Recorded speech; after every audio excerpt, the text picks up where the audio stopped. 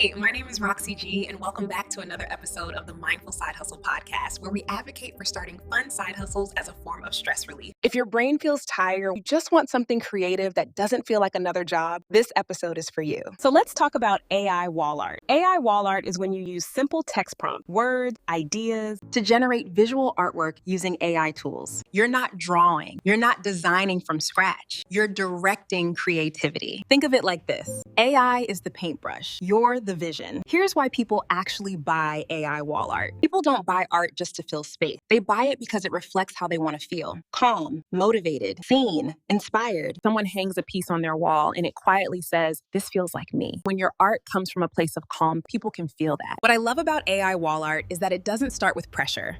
You start by playing with ideas, testing moods, exploring colors, styles, themes. It's like visual journaling, except one day, someone else might want to buy what helped you breathe a little easier. No deadlines, no urgency, no hustle energy, just curiosity. And if you do decide to take it further, this is one of those side hustles that scales quietly. Digital products mean no inventory, no shipping, and no obligation to always be online. You build at your own rhythm. If you're curious about turning creative play into something sustainable without burning yourself out, that's exactly why we built Quiet Quitters Plan Beyond School. You can also check out tutorials on our YouTube channel on how to create AI wall art and offer it online. Our school community is a calm space for beginners, for people who want guidance without pressure.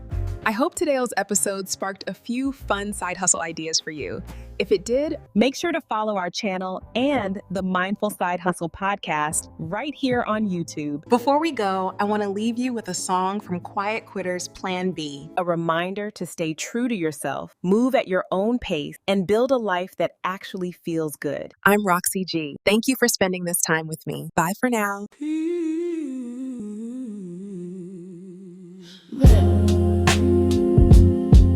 Smoothly, so real, so real, so real.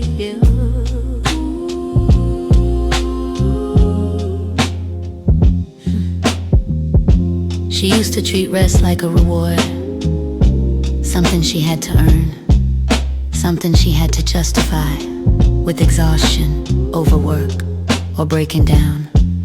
But now, she lets herself stop before she shatters. She lets herself breathe before she burns out. Rest is no longer a permission slip she waits for the world to sign. It's a birthright, a boundary, a blessing she gives herself without apology. She's learning to lay her body down without the soundtrack of guilt. No more hustling for worthiness. No more performing for approval.